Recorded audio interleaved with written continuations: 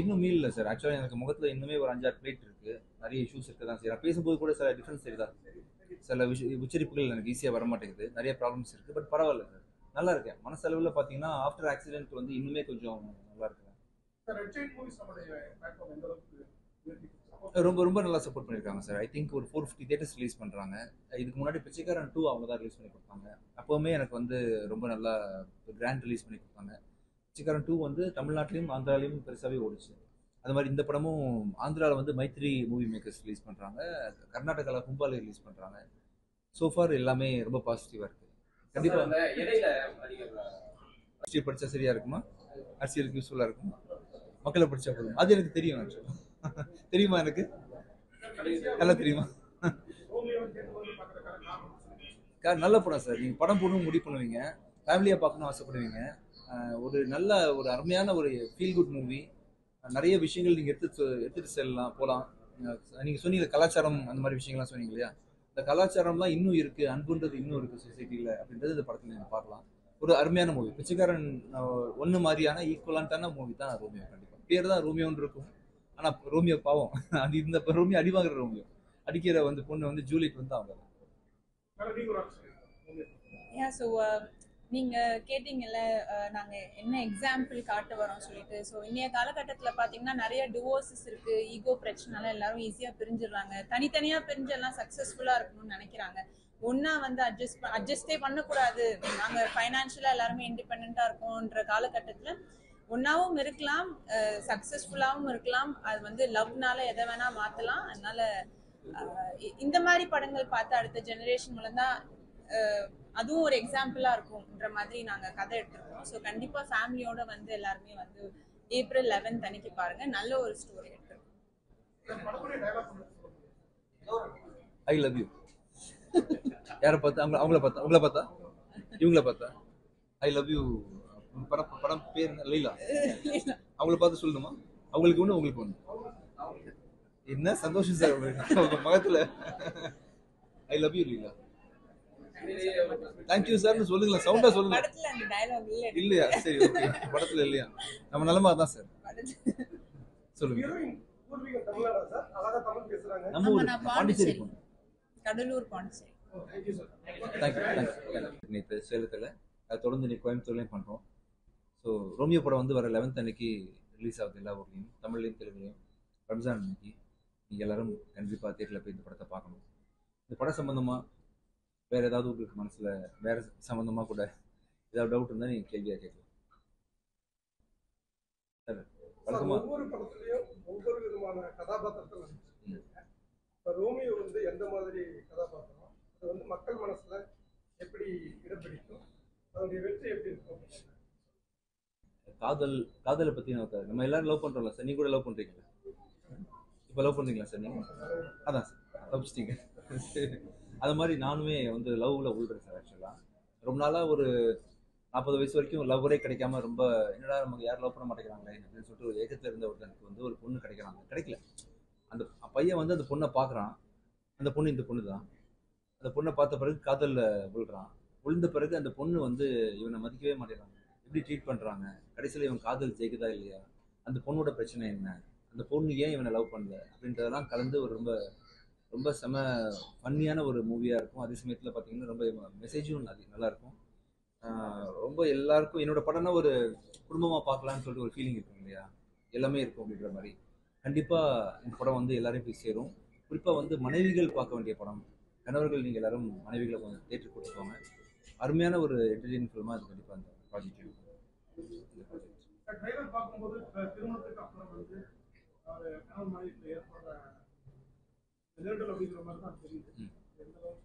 ஆமாம் சார், நிறைய பேருக்கு இருக்கு இல்லையா. நம்ம எல்லாருமே என்ன பண்ணுறோம், பிஃபோர் லவ் மேரேஜ் நீங்களாம் வந்து லவ் பண்ணும்போது லவ் பண்ணியிருப்பீங்க. மேரேஜ் டைம் அப்புறம் வந்து நீங்கள் வேலை சூழல் காரணமாக, பலு காரணமாக என்ன பண்ணுறீங்க, லவ்ன்றது பண்ண முடியாமல் போகுது. ஆக்சுவலாக நம்ம ஒய்ஃபு தானே அப்படின்னு சொல்லிட்டு நிறைய பேர் அட்வான்டேஜ் எடுத்துக்கிறோம். அப்படிலாம் இல்லாமல் ஸ்டில் அந்த ஹீரோ வந்து எவ்வளோ தூரம் தன் மனைவியை உயிராக நேசிக்கிறான், கூட எப்படி நிற்கிறான், நிறைய விஷயங்களை சப்போர்ட்டிவாக அப்படின்றதெல்லாம் சேர்த்து லவ் ஸ்டோரி தான், ஆனால் ஆஃப்டர் மேரேஜ் லவ் ஸ்டோரி அப்படின்ற மாதிரி எடுத்துருக்கேன். ஆமாம் சார், நீ குடிப்பி இருக்குங்களா சார்? ஆமாம் ஆமாம் இருக்கு சார். அதை பற்றி உங்களுக்கு ஏதாவது சந்தேகம் இருக்கா சார்? அது நமக்கு நிறைய பேர் சாப்பிட்றோம்ல சார், அதுதான் இருக்கிறத காட்டுறேன். புதுசாக ஒன்று பர்டிகுலர் எல்லாரும் உமன் ஆம்பளை பொம்பளை எல்லாம் கிடையாது சார். ஈக்குவலான இந்த தமிழகத்தில் வந்து ஆண் பெண் வேறுபாடுலாம் இருக்குல்ல, இருக்கக்கூடாது ஃபியூச்சரில். ஏன் பண்ணுறாங்க அப்படின்றது நீங்கள் படம் பார்க்கும்போது தெரிஞ்சு நியாயமான காரணம் அந்த படத்தில் இருக்கு. பொதுவாக அப்படி இருக்கு. இல்லை சார், உங்களுக்கு கண்டிப்பாக சமம் தான் சார். நம்மளோட மேலே பெண்கள் வந்து நம்மளோட மேலே சார். ஆக்சுவலாக சமம் கிடையாது. ஆம்பளைங்கெல்லாம் கீழே தான். ஆக்சுவலாக ஒரு அம்மா வந்து இல்லைன்னா வந்து யாருமே ஒரு உருவெடுக்க முடியாது. உங்கள் குடும்பத்தில் எல்லாருக்கும் தெரியும் இல்லையா, குடும்பத்தை நடத்துறது மனைவி தான், உங்களை பெற்று வளர்த்தது அம்மா தான். அம்மா எவ்வளோ பவர்ஃபுல், அவங்க கொடுக்குற அன்புலாம் எப்படி நம்மளை வந்து நிறைய இடத்துல வந்து ஆம்பளைங்க மனசு உடஞ்சி உட்காந்துருக்கும் போது ஒரு பெண் கொடுக்குற தைரியம் தான் ஆணை நிறைய இடத்துல போட்டுது. பெண்கள் ஆக்சுவலாக ஆம்பளை கூட மேலே தான். அதனால வந்து இது கலாச்சார சீரழிவுன்னு நினைக்கிறீங்களா சார்? ஆக்சுவலாக அப்படிலாம் எதுவும் இல்லை சார். சும்மா ஒரு படத்தில் ஒரு சின்ன சீன் வச்சுட்டதுனால அதனால கலாச்சாரம் ஒன்றும் ஆயிடாது சார். இது படம் தான், அதை நம்ம வந்து பெருசெல்லாம் எடுத்துக்க வேண்டாம். இல்லை சார், சூழ்நிலை ப்ராப்ளம் அந்த பொண்ணுக்கு தான் தெரியும் அந்த பிரச்சனை என்னன்னு சொல்லிட்டு அந்த படத்தில் குடிச்சாங்க. தவறுன்னு சொல்ல வரல, உடம்புக்கு கெடுது தான் அது. வந்து குடிக்காமல் இருக்கிறது நல்ல சிறந்த விஷயம். உடம்பை பார்த்துக்குங்க, குடின்றது தவறு தான். பட்டு சில சமயம் நம்மளும் தவறு பண்ணுறோம் இல்லையா? நீங்கள் பண்ணியிருப்பீங்க 1000 தப்பு, நான் பண்ணியிருப்பேன் 2000 தப்பு. அதில் ஒரு தப்பு இந்த தப்பு. அதை ஃபோட்டோ எடுத்து போஸ்ட் ஆகிட்டதுனால கொஞ்சம் பெருசாக தெரியும். உங்களை பாதிக்காது சார், கவலைப்படாது. நீங்கள் சேஃபாக இருப்பீங்க.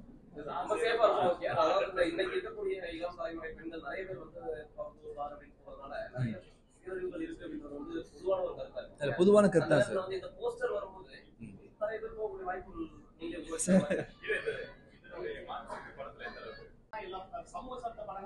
சரி, ஓகே.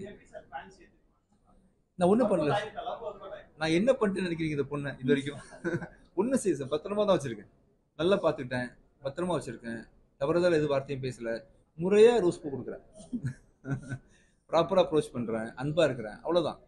நான் என்ன பண்ணிட்டு நினைச்சிட்டு இருக்கிறீங்க நீங்க எல்லாரும்? சார் சொம்பு வச்சுட்டு உட்காந்துருக்கேன் சார் கையில. நீங்க பயப்படுற மாதிரி ஒன்றும் பண்ணல, நாமளும் உட்காந்து. சார் விஜய் சார் வந்து தமிழ் இண்டஸ்ட்ரியில இருந்து வெளியே போறாங்க. சரி, தமிழக வெற்றி கழகம் வந்து கட்சி ஆரம்பிச்சிருக்காரு. அதை பத்தி நீங்க உங்க கருத்து என்ன சார்? இன்னொரு படம் பண்றாரு. ஆமா சார், அடுத்த வாரம் முடிக்கிறாரு. ஆமா முடிக்கிறாரு. சினிமா இண்டஸ்ட்ரியில இருந்து வெளியே, தமிழ் சினிமா இண்டஸ்ட்ரியில இருந்து வெளியே போறாங்க, நடிக்க மாட்டேன் அப்படின்னு. அதை பத்தி உங்க கருத்து? சினிமாவில் வந்து நடிப்புல சின்ன வயசுலேருந்தே, ஐ திங்க் 17 வயசுலேருந்து ஒருத்தர் நடிக்கிறாரு. ஸோ 17 வயசுலேருந்து ஒரே வேலையை பார்க்குறாரு. அதில் வந்து அவர் உச்சம் தொட்டுட்டாரு, பெரிய லெவலில் இருக்கிறாரு. அப்படின்றதுனால நமக்கு அன்பு கொடுத்த மக்களுக்கு திருப்பி ஏதாவது பண்ணணும்னு அவருக்கு தோணிருக்குன்னு நினைக்கிறேன். அப்படின்றதுனால அவர் போகிறது வரவேற்கத்தக்கது தான். மக்களுக்கு ஏதோ பண்ணணும்னு நினைக்கிறாரு, பண்ணட்டும். யாருங்க சார்? நீங்களாம் கூட வரணும் சார், அதான் உங்க மேலே கோவம். ஆக்சுவலாக நீங்களே வர மாட்டேங்கிறீங்க. என்ன சார்? சரி சார், அந்த அரசியல் இல்லை. நீங்களும் எலெக்ஷன்ல நிற்கணும், நாலேஜ் உள்ளவங்க வரணும், தவறு இல்லை சார். நீங்கள் வரலாம், கேமராமேன் வரலாம், நீங்கள் யார் சார்? நீங்கள் வரலாம், நம்ம பிஆர்ஓ வரலாம். பிஆர்ஓ நீங்கள் வரசது வரீங்களா? வரீங்களா? எது சார்?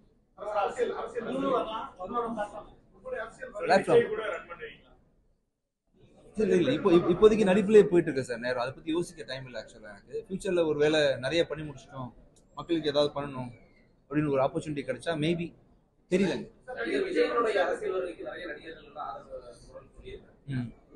நான் எல்லாருக்குமே குரல் கொடுக்குறேன். திருமாவளவன் சார் கொடுக்குறேன், விஜய் சார் கொடுக்குறேன், அப்புறம் வந்து ஸ்டாலின் சார் கொடுக்குறேன். எல்லாருமே உங்களுக்கும் கொடுக்குறேன். கொடுக்கணுமா? வாங்க வாங்க சார், தைரியமா வாங்க, பரவாயில்ல.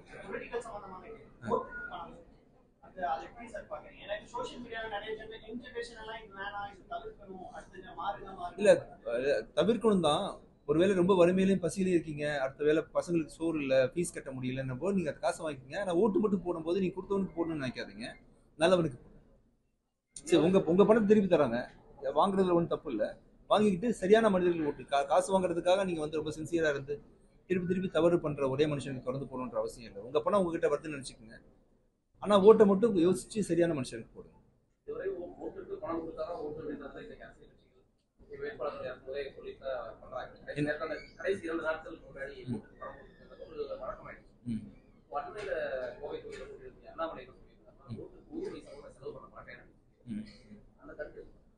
சந்தோஷம் தான், கொடுக்கலாம் பரவாயில்ல தான். கொடுத்தா கூட என்ன பண்றது, வாங்கிக்கங்க. கஷ்டப்படுற குடும்பங்கள் வாங்கிக்கங்க, உங்க பணம் தான். நாளைக்கு வந்து நான் சொன்ன மாதிரி நம்ம நிலைமை நமக்கு தெரியும். ஆனா மனசாட்சிப்படி ஓட்டு போடுங்க, நல்லவர்கள் ஓட்டு போடுங்க. வாங்காம இருந்து சார் கொடுக்காம இருந்தா சந்தோஷம் தான். என்னங்க சார்? சார் கேட்கல. மூவிஸ் வந்து நெக்ஸ்ட் அக்டோபர் 11 அன்னைக்கு ஒரு படம் ரிலீஸ் ஆகுது என் ப்ரொடக்ஷன்லேயே. லியோ ஜான் பால் டைரக்ஷன்ல ஒரு படம் ரிலீஸ் ஆகுது. அப்புறம் அருவி டைரக்டர் அருண் பிரபு புருஷோத்தமன் டைரக்ஷன்ல படம் ரிலீஸ் ஆகுது. இது இல்லாமல் பாபு விஜயோட டைரக்ஷன்ல படம் ரிலீஸ் ஆகுது. பேக் டு பேக் வந்து என் ப்ரொடக்ஷன்ல பண்றேன். இது இல்லாமல் வந்து மழை பிடிக்காத மனிதன், வள்ளிமயில், ஹிட்லர் இந்த மாதிரி படம் கூட இப்போ ரிலீஸ் ஆகும் தொடர்ந்து. பிச்சைக்காரன் 2 வந்து தங்கச்சியை முன்னிலை பார்த்துருக்கேன். மனைவி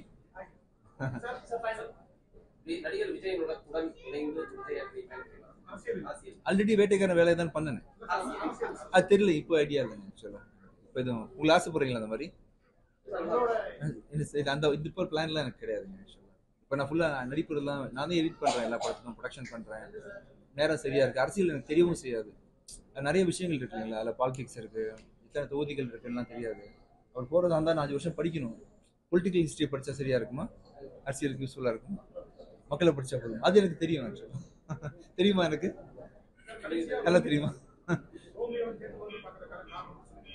நல்ல படம் சார். நீங்கள் படம் போடணும் முடிவு பண்ணுவீங்க, ஃபேமிலியாக பார்க்கணும் ஆசைப்படுவீங்க. சின்ன கான்செப்ட் தான் சார். இந்த ஒரு போஸ்டர்னால ஒன்றும் ஆயிடாது சார். நீங்கள் பயப்படுற அளவுக்கு ஒன்றும் ஆகாது. நீங்கள் கவலைப்படாதீங்க சார். நான் இந்தியாவை பார்த்துக்கிறேன். Don't worry. என்ன சார் கதை? ஆக்சுவலாக ஐ ஹேட் யூ ஐ லவ் யூன்னு சொல்லிட்டு ஒரு ஷார்ட் ஸ்டோரி யூடியூப்ல பார்த்தேன். நல்லா இருந்துச்சு. கண்டிப்பாக அந்த மாதிரி ஷார்ட் ஸ்டோரிஸ் பண்ணுறதுக்கு வந்து அதிகபட்சம் ஒரு 1 லட்சம் 1.5 லட்சம் செலவழிச்சிருப்பாங்க. ரிசல்ட்டை பார்க்கும்போது ரொம்ப ப்ரொஃபஷனலாக இருந்துச்சு. நானே அந்த பையனுக்கு கால் பண்ணி பேசி வீட்டுக்கு வச்சு பார்த்து, நல்லா பண்ணியிருக்கீங்க தம்பி, விதின் யுவர் லிமிட்ஸ் வந்து நல்லா பண்ணியிருக்கீங்க, கண்டிப்பாக நான் வந்து உங்களுக்கு கூட படம் ஒர்க் பண்ணணும்னு ஆசைப்பட்றேன், கதை இருக்கான்னு கேட்டேன். சரி சார் ரெடி பண்ணிட்டு வரேன்னு சொன்னாப்புல. ஒரு 3 மாதம் கழிச்சு கதையோட வந்தாப்புல. வந்த பிறகு பிடிச்சிருந்துச்சு. உடனே நானாக தேடி கூப்பிட்டு பண்ண படம் தான் இந்த ரோமியோ. இந்த கேரக்டருக்கு ஆப்டான ரோல் சார். அந்த பையனை குடும்பப்படுத்துறதுக்கான எல்லா தகுதியும் உங்களுக்கு இருக்கு. அவங்ககிட்ட கேளுங்க ஏன் அதை அவங்க போட்டோன்னு சொல்லிட்டு.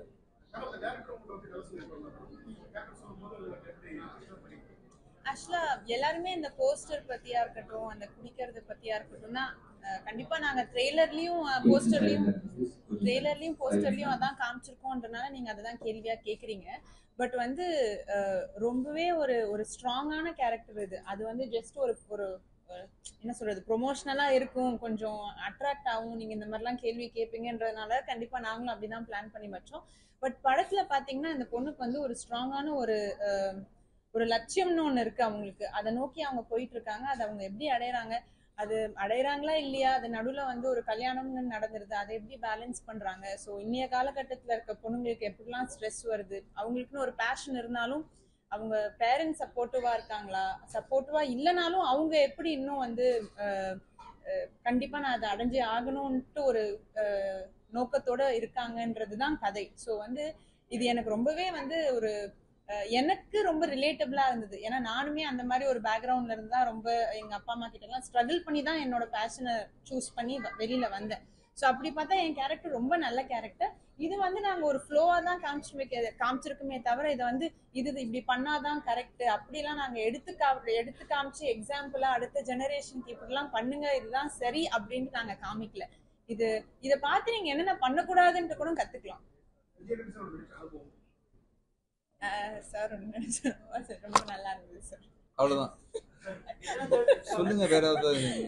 சார் விஜய் நினைச்சுக்கங்க சொல்லுங்க. as a producer-ஆ வந்து நான் ஃபர்ஸ்ட் ரொம்பவே பெரிய ஒரு சந்தோஷம் என் நன்றி சொல்லணும். ஏன்னா வந்து இந்த பர்டிகுலர் ரோலுக்காக என்னை வந்து அவங்களே ஸ்பான்சர் பண்ணி என்ன ஒரு கிளாஸ் காமிச்சாங்க, ஆக்டிங் கிளாஸ் காமிச்சாங்க. ஒரு கிட்டத்தட்ட 1 மாசம் நான் கலைராணி மேம் கிட்ட ட்ரைனிங் எடுத்தேன்.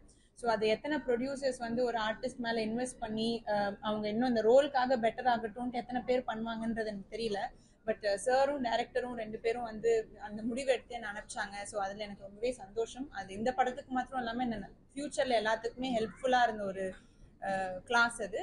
ஆஸ் அ ஹீரோவாக ரொம்பவே ஒர்க் பண்ணுறதுக்கு ரொம்ப ஈஸியாக இருந்தது. ரொம்ப ஒரு ஃபன்னாக இருக்கும், ரொம்ப சிம்பிளாக இருப்பார். நிறைய சார் ஒரு மல்டி டேலண்டட்ன்ட்டு எல்லாருக்கும் தெரியும். அது நேர்லயே இருந்து ஒரு 60 டேஸ் பார்க்கும்போது நமக்குமே அப்பப்ப நம்ம நிறைய கத்துக்க வேண்டியது நிறைய இருக்குல்ல. ஸோ எனக்கு as a full complete package-ஆ it was good. Music எந்த மாதிரி படம் சப்போர்ட்டா இருக்கு? சூப்பராக இருக்கும் சார். எல்லா படத்துக்கும் மியூசிக் ரொம்ப முக்கியம்.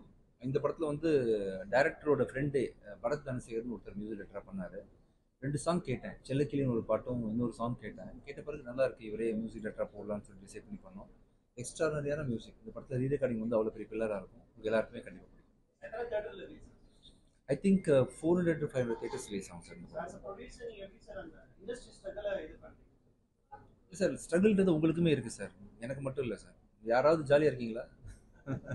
நம்ம எல்லாருக்கும் ஒரு பிரச்சனை இருக்க தான் செய்யும் கண்டிப்பாக. நம்ம லைஃப்பை, குடும்பத்தை காப்பாற்றுறதுக்காக, படம் பண்ணுறதுக்காக, நம்ம கனவை வந்து நினைவாக்குறதுக்காக, ஏதோ ஒரு காரணத்துக்காக லைஃப்பில் ஓடிட்டே இருக்கோம். நம்ம ஓடும்போது பார்த்தீங்கன்னா அப்படியே ஸ்மூத்தாக எல்லாருமே வரவேற்கிறது இல்லை. லைவ் கான்சர்ட் வந்து வீக்லி நடத்துகிறாங்க ரோட்டில், அதானே சூப்பர் தானே? அது வந்து ஒரு கலாச்சார சீரழிவு சொல்லி நடிகர் ஐயோ, நான் லைவ் கான்சர்ட் பண்ணுறேனே, பரவாயில்லையா? இல்லைங்க, நம்ம வசதி இருக்குது, ஸ்டேஜில் பண்ணுறோம். வசதி இல்லை ரோட்டில் தானே பண்ண முடியும். வீட்டில் பண்ணலாம். ஒரு அப்பார்ட்மெண்ட்டில் இருந்தால் அப்பார்ட்மெண்ட் சின்ன காம்பவுண்டுக்குள்ளே பண்ணலாம்.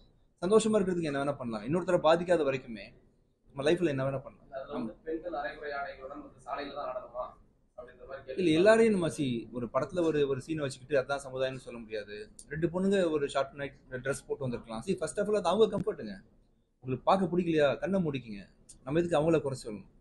ரொம்ப தப்பாக இருக்குது அப்படின்னும் போது ரொம்ப அவ்வளோ தூரம் எனக்கு தெரிஞ்சு தமிழ்நாட்டில் வந்து இருக்க வாய்ப்புகள் கிடையாது. அப்படி 1 or 2 போயிருந்தால் அதை வந்து நம்ம வந்து ஒரு பெரிய எக்ஸாம்பிள் எடுத்து பேச வேண்டிய அவசியம். அது மொத்த பெண்களையும் ரெப்ரசென்ட் பண்ணுற மாதிரி அது கலாச்சாரத்தை பாதிச்சுட்டாங்க அப்படின்ற மாதிரி நம்ம சொல்ல வேண்டாம். அவருடைய கருத்து என்ன அப்படின்னா, அந்த ஹாப்பி ஸ்ட்ரீட் மாதிரி நிகழ்ச்சி நடத்துறதுக்கு பதிலாக அந்த வீக்கெண்ட்ல ஒரு பாரம்பரிய கலை நிகழ்ச்சிகளை வந்து நடத்தலாம், அவரே நடத்தலாம். ஆக்சுவலாக தப்பு கிடையாது. சரி, அதுவும் பண்ணலாம், இதுவும் பண்ணலாம். இல்லை, நம்ம சென்னையில் கூட சங்கமம் சொல்லிட்டு ஏதோ பண்ணாங்கல்ல, கிராம இது பண்ணுறாங்க, நிறைய பண்ணுறாங்க. மேபி அவர் வந்து தவறுதலான ஒரு விஷயத்த பார்த்துருந்துருக்கலாம், அதை சாடி கேட்டிருந்துருக்கலாம். அவரோட கருத்துலையும் தப்பு இல்லை. அவர் பார்த்த ஒரு இன்சிடென்ட் அட்ரஸ் பண்ணியிருக்காரு. ஸோ சப்போஸ் நம்ம ரோட்டில் நடந்து போயிட்டு இருக்கோம், 2 பேர் சண்டை போடுறாங்க, ஒருத்தன் அடி வாங்கிட்டே இருக்கான், ஒருத்தன் அடிச்சுட்டே இருக்கான் போது நம்ம சட்டையை பிடிப்போம் இல்லை, ஏண்டான்னு சொல்லிட்டு கேட்குற மாதிரி அவர் கண்ணில் ஏதோ ஒரு அநியாயம் பட்டிருக்கு, அதுக்காக குரல் எழுப்பியிருக்காரு. தவிர அதையும் பொதுப்படையாக்க வேண்டிய அவசியம் இல்லை. தவறுகள்ன்றது அங்கங்கே நெகிழ தான் செய்யும். அந்த தவறை மட்டும் நம்ம பார்த்துட்டா பிரச்சனை இல்லை. சமீப காலமா தமிழ் சினிமாவுடைய படங்கள் வந்து அதிகமா ஓடுது. 2026 எடுத்தாலே வெளி சினிமா மட்டும் தான் இந்த படம் நல்லா இருந்தால் கண்டிப்பாக ஓடும் சார். இப்போ நம்ம மஞ்சுமல் பாய்ஸ்னு ஒரு படத்தை ஓட்டுறோம், டப்பிங் படங்கள் ஓடுது, இப்போ என்னோட படங்கள் அங்கே ஓடுது. கண்டென்ட் தான் சார். நீங்கள் எல்லாருமே பாவம் என்னை வந்து மக்கள்கிட்ட கொண்டு போய் சேர்க்கறதுக்காக இந்த அளவுக்கு தான் கேள்வி கேட்க முடியுமே தவிர்த்து அதுக்கப்புறம் உள்ள வேலையை நான் தானே பார்த்துக்கணும். உருப்படியாக படம் இருக்கணும். ஸோ நீங்கள் வந்து பாவம் எனக்காக வந்திருக்கீங்க, இந்த படத்தை ப்ரொமோட் பண்ணணும்னு தெரியும், ரோமியோ கான்செப்ட்னு தெரியும், இது வரைக்கும் உங்களால் செய்ய முடியும். அதுக்கப்புறம் படம் சப்போர்ட்டிவாக இருந்துச்சுன்னு சொன்னால் நம்ம ஊரில் ஓடாத படங்கள் இல்லை சார். கண்டென்ட்டாக இருக்கும்போது அது ஆட்டோமேட்டிக்காக ஜெயிச்சிடும் சார். வெளியூர் படம் உள்ளூர் படம் பார்க்க மாட்டோம், எல்லா படத்தையும் ஓட வைப்போம். படத்தை நல்லா எடுத்தோம்னா, கிரிப்பாக எடுத்தோம்னு சொன்னால் கண்டிப்பாக இப்போ முன்னாடி மாதிரி இல்லை. அயல்நாட்டு சீரியஸு நிறைய மணி ஹைஸ்லாம் பார்த்துருக்கோம். நிறைய ஓடிடி வந்த பிறகு பெரிய பெரிய படங்கள் பார்த்ததுக்கப்புறமா அந்த ஸ்டாண்டர்டில் நல்ல கருத்துள்ள நல்ல என்டர்டெயின்மெண்ட் வேல்யூ உள்ள கதையை எடுக்காமல் போயிட்டோம்னு சொன்னால் ஆடியன்ஸ் இதெல்லாம் டிவிலே பார்த்துக்கிறான்னு போயிடுறாங்க ஆக்சுவலாக. ஸோ நல்ல படத்தை எடுக்கிறதுக்கு நம்ம தயாராகிக்கணும். தமிழ் சினிமாவை பொறுத்த வரைக்கும் நல்ல கதையை கண்டிப்பாக வருது. ரோமியோ பார்க்கலாமே, நீங்கள் பாருங்கள். ரோமியோ பொதுவாக வரதானே செய்யுது. நிறைய படம் வருது ஒரு பீரியட்ல. சம்டைம்ஸ் இப்போ போன வருஷம் மழை பெஞ்சுது, எல்லா வருஷமும் மழை பெய்யுறது இல்லை. அது மாதிரி திடீர்னு ஒரு மந்த நிலை ஏற்படலாம். ஒரு 3 மாதம் சரியான படங்கள் வராமல் போகலாம். நிறைய படங்கள் எடுத்து முடிச்சிருந்துருக்கலாம். வியாபார காரணங்களுக்காக சில நல்ல கண்டென்ட் இருக்கும், அவங்களால வந்து ஓடிடி ரிலீஸ் பண்ண முடியாது, சேட்டலைட் பண்ண முடியாது, எப்படி தேட்டருக்கு கொண்டு வரணும்னு தெரியாது. சில காரணங்களுக்காக எத்தனையோ கலைகள் கொட்டி கிடக்குது சார் தமிழ்நாட்டுக்குள்ள. நிறைய யங்ஸ்டர்ஸ் இருக்கிறாங்க, அவங்களுக்கு ஆப்பர்ச்சுனிட்டி கிடைக்கல. அப்படின்றதால தமிழ்நாடு வீக் ஆயிடாது. சரி, நம்ம சரியான ப்ரொடியூசர்ஸ் வந்து அவங்களை தேர்ந்தெடுத்து படமாக எடுக்கலையே தவிர தமிழ்நாடு என்றைக்குமே வந்து கலைக்கு வந்து ஒரு பேர் போனது தான் சார். கண்டிப்பாக இல்லை, அது காரணம் இல்லை சார். இன்ஃபேக்ட் நல்லவே அந்த பைரசிலாம் ஒழிஞ்சிருச்சு. இப்போ எல்லாம் வந்து செகண்ட் டே வந்து பைரசியில் பார்த்துட்டு இருப்பாங்க இல்லைங்களா. இப்போ அப்படி இல்லை, எல்லாரும் அதுலேயும் வந்து ப்ரொடியூசர் சம்பாதிக்கிறாங்க. ஃபைனலி எல்லாம் இதுக்காக நீங்கள் எதுக்கு வேலை செய்றீங்க, உங்களுக்கு சம்பளத்துக்காக வேலை செய்யுங்க, நான் எதுக்கு இங்கே வந்திருக்கேன். ஆக்சுவலாக கடைசியில் ஏதாவது காசு வராதா, படம் ஓடாதா, அடுத்த படம் எடுக்க முடியாதா, 4 பேருக்கு வாய்ப்பு கிடைக்க முடியாதான்னு சொல்லிட்டு நம்ம வந்து வேலையை பார்த்துட்டு தான் பணத்துக்காக தான் எல்லாம் ஓடுறோம். ஓடிடின்றது கண்டிப்பாக வந்து ப்ரொடியூசர்ஸ்க்கு வந்து ஒரு சப்போர்ட்டாக தான் இருக்கும். ஒரு 30-40% இன்கம், 50% இன்கம் கூட தேட்டர்லேருந்து கிடைக்குதுன்னா மீதி 50% இன்கம் வந்து நல்ல படம் எடுத்தீங்கன்னு சொன்னால் ஓடிடியில் கிடைக்கிறதான் சார். ரொம்ப அருமையாக பண்ணியிருக்காருங்க. வழக்கமாக அவர் இங்கே போனாலுமே நல்லாயிருக்கும். இந்த படத்துல வந்து ஒரு முக்கியமான கேரக்டர் பண்றாரு. அவரை தவிர்த்து யார் பண்ணியிருந்தாலுமே அந்த கேரக்டர் அவ்வளோ வெயிட்டாக இருந்திருக்காரு. அந்த அளவுக்கு பண்ணியிருக்காரு. விடிவி கணேஷ் பண்ணியிருக்காரு. நிறைய பேர், இளவரசி சார் பண்ணியிருக்காரு, சுதா மேம் பண்ணியிருக்காங்க, தலைவாசல் விஜய் சார் பண்ணியிருக்காங்க, நிறைய பேர் ஆக்ட் பண்ணியிருக்காங்க.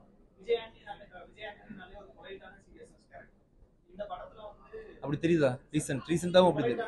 அப்படியா?